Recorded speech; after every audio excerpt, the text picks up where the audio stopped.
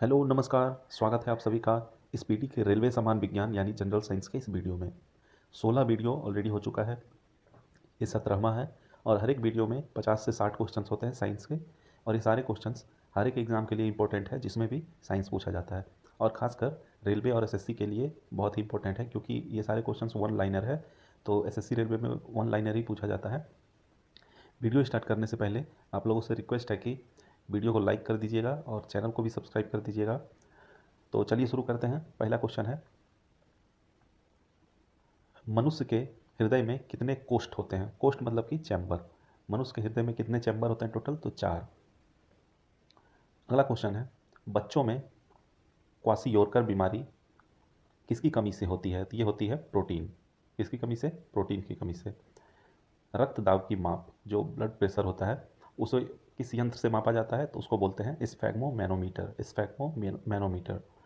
मनुष्य के लार में कौन सा एंजाइम पाया जाता है? तो मनुष्य का जो लार होता है उसमें टाइलिन पाया जाता है। क्या पाया जाता है? टाइलिन। विटामिन का आविष्कार किसने किया था? तो विटामिन का आविष्कार जिसने किया था उस साइंटिस्ट का नाम है फंक। क्या है? फंक। एक पीढ़ी से दूसरी पीढ़ी में आनुवांशिक गुणों का स्थानांतरण किसके द्वारा होता है? तो ये होता है क्रोमोजोम के द्वारा। क्रोमोजोम। जल में घुलनशील विटामिन कौन सी है? तो जो जल में घुलनशील होता है ये होता है BC। और जो फैट्स में घुलनशील होता है वो होता है ADE के। ADE के मेनली 6 प्रकार के होते हैं। बाकी बी में बहुत सारे कैटेगरीज आ जाता है विटामिन का। तो 6 प्रकार का होता है। 2 प्रकार तो जो BC है ये वाटर में सॉल्युबल होता है और ADE के जो होता है ये फैट्स में सॉल्युबल होता है। लीवर में भविष्य के लिए कौन सा विटामिन भंडारित रहता है? तो ये रहता है विटामिन ए। Vitamin A. गाय के दूध का रंग पीला किस कारण से होता है? तो गाय का जो दूध होता है उसमें कैरोटीन की उपस्थिति ज़्यादा होती है, तो उसी के कारण गाय का दूध जो होता है ये पीले रंग का होता है। शरीर के ऊतकों का निर्माण किससे होता है? तो जो शरीर का ऊतक होता है उसका निर्माण होता है प्रोटीन से। किससे? प्रोटीन से। शरीर में पित्त का निर्माण कहाँ होता है? तो पित्त का निर्माण जो होता है लीवर में, यानी हिंदी में इसको यकृत कहते हैं, तो वहीं पे होता है। उसको बाइल जूस भी कहा जाता है।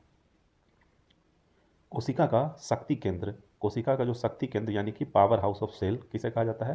तो ये कहा जाता है माइटोकॉन्ड्रिया। ये सारे जो क्वेश्चंस मैं पढ़ रहा हूँ ये सारे क्वेश्चंस बहुत बार कई सारे एग्जाम्स में पूछे गए हैं, तो इसीलिए रिवीजन के तौर पे आप इसको एक बार 2 बार देख लेंगे तो याद हो जाएगा, ताकि आने वाले जितने भी रेलवे के एग्ज़ाम्स हैं और एसएससी के एग्ज़ाम्स हैं वहाँ पे फ्रिक्वेंटली ये सब क्वेश्चंस आपको दिखेंगे। मानव शरीर में गुणसूत्रों यानी क्रोमोसोम की संख्या कितनी होती है? तो ये होती है 46। कितनी? 46। और कहीं कहीं पूछा जाता है कि कितने पेयर्स ऑफ क्रोमोसोम होते हैं, तो जब 46 है तो पेयर हो जाएगा 23। संतान के लिंग निर्धारण के लिए किनका गुणसूत्र उत्तरदायी होता है? तो जो संतान का लिंग होता है, मतलब कि जो जन्म लेगा वो लड़की होगी या लड़का होगा, तो वो डिपेंड करता है उसके फादर पे। मेल मदर पे डिपेंड नहीं करता, फादर पे डिपेंड करता है, क्योंकि मदर में जो होता है क्रोमोजोम होता है XX क्रोमोजोम होता है और फादर में XY होता है। तो अगर फादर का X मदर के X के साथ मिलेगा तो लड़की होगी, मदर का X और फादर के Y के साथ मिलेगा तो वो लड़का होगा। अंतरिक्ष यान के केबिन में कौन सा पादप उगाकर अंतरिक्ष यात्री प्रोटीन युक्त भोजन करते हैं और जल ऑक्सीजन प्राप्त करते हैं? तो ये होता है कॉलेरा। क्या होता है? कॉलेरा। इसको शैवाल कहते हैं हिंदी में। नारियल का कौन सा भाग का उपयोग हम खाने में करते हैं? तो इसको कहते हैं भ्रूणपोष। क्या कहते हैं? भ्रूणपोष। अगला क्वेश्चन, संसार में सबसे लंबा वृक्ष कौन सा है? तो संसार का जो सबसे लंबा वृक्ष होता है उसका नाम है सिकोया। क्या होता है? सिकोया। प्रोटीन का उत्पादन स्थल यानी फैक्ट्री ऑफ प्रोटीन किसे कहा जाता है? तो ये कहा जाता है राइबोसोम को। किसे? राइबोसोम को। वर्गीकरण की आधारीय इकाई होती है क्या? ये होती है स्पेसीज। स्पेसीज यानी कि जाति। वायरस बने होते हैं, वायरस किस चीज़ के बने होते हैं? तो ये बना होता है प्रोटीन व न्यूक्लिक एसिड से। प्रोटीन व न्यूक्लिक एसिड से। सुअर का गर्भ विधि कितने समय का होता है? तो ये होता है 114 दिन का। 114 दिन का। रुधिर वर्ग ओ धारण करने वाले व्यक्तियों में कौन सा प्रोटीन पदार्थ नहीं पाया जाता है? तो ये एंटीजन। क्या नहीं पाया जाता है? एंटीजन।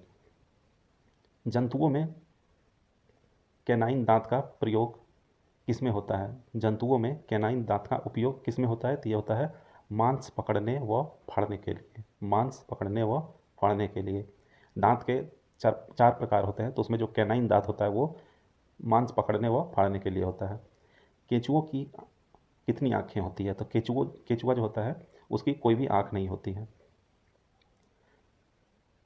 हाइड्रोपोनिक्स किसे कहते हैं? तो हाइड्रोपोनिक्स कहते हैं जलीय माध्यम में पौधे उगने को। जलीय माध्यम में पौधे उगने को हाइड्रोपोनिक्स कहते हैं। प्रोकैरियोटिक सेल यानी प्रोकैरियोटिक कोशिका किसमें पाई जाती है? तो ये पाई जाती है जीवाणु व नीली हरी शैवाल में। जीवाणु व नीली हरी शैवाल में।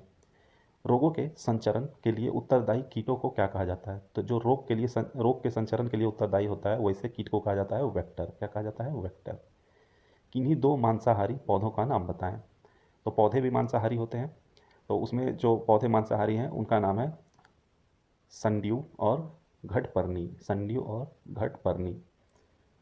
मछलियों के यकृत तेल में किसकी प्रचुरता होती है? तो मछली के जो यकृत तेल होता है उसमें प्रचुरता होती है विटामिन डी की।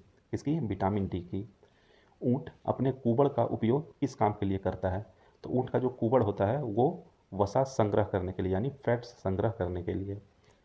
थैलीसेमिया के रोगी को शरीर में किसके संश्लेषण की क्षमता नहीं रहती है? तो वो होती है हीमोग्लोबिन। हीमोग्लोबिन। लाल रक्त कणिकाओं के निर्माण के लिए किसकी उपस्थिति आवश्यक है? जो लाल रक्त कोशिका यानी रेड ब्लड सेल के निर्माण के लिए किस चीज़ की आवश्यकता होती है? ती होती है फॉलिक एसिड की। Folic acid.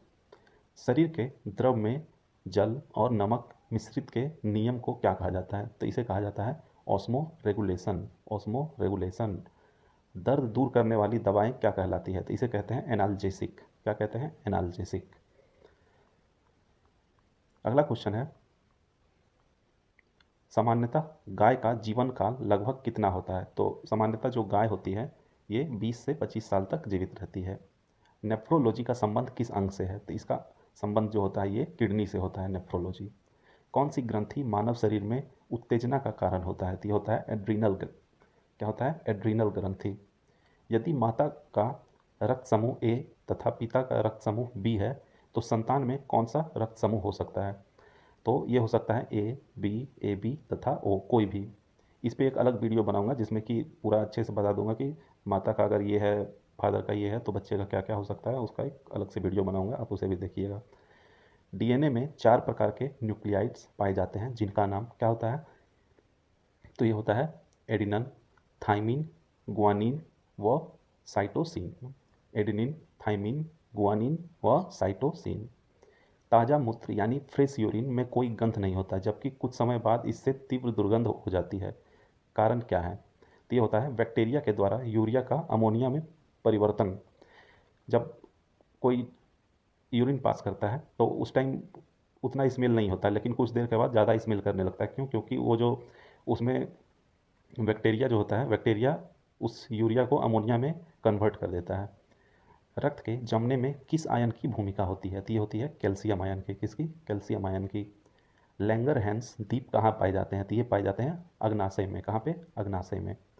उत्तेजित भीड़ को तितर बितर करने में पुलिस द्वारा प्रयोग की जाने वाली आंसू गैस क्या होती है? तो ये होती है अमोनिया। जो भीड़ में पुलिस लोग चलाता है वो आंसू गैस का गोला, तो उसमें अमोनिया होता है। मच्छर भगाने वाली क्रीम के मुख्य अवयव किस चीज़ से प्राप्त किए जाते हैं? तो ये प्राप्त किया जाता है नीम से। किससे? नीम से। लंबे समय तक कठोर शारीरिक कार्य के पश्चात मांसपेशियों में थकान अनुभव होता है। इसका क्या कारण होता है? इसका कारण होता है ग्लूकोज का अपक्षय। क्या होता है? ग्लूकोज का अपक्षय। हड्डी और मांसपेशियों को जोड़ने का कार्य कौन करता है? तो ये होता है लिगामेंट। इसको हिंदी में कहते हैं स्नायु। क्या कहते हैं? स्नायु। मानव शरीर में 24 घंटे में कितने लीटर लार निकलता है? तो ये है 1.5 लीटर। 1.5 लीटर। खुजली का रोग जो स्कर्वी होता है उसका कारण क्या होता है? तो इसका कारण होता है कवक यानी कि फंगस। टेस्ट ट्यूब बेबी का अर्थ है क्या होता है? तो इसका अर्थ होता है पात्र निषेचन और फिर गर्भाशय में प्रतिरोपण। पात्र निषेचन और फिर गर्भाशय में प्रतिरोपण। तो इसी के साथ ये वीडियो यहीं पे समाप्त होता है।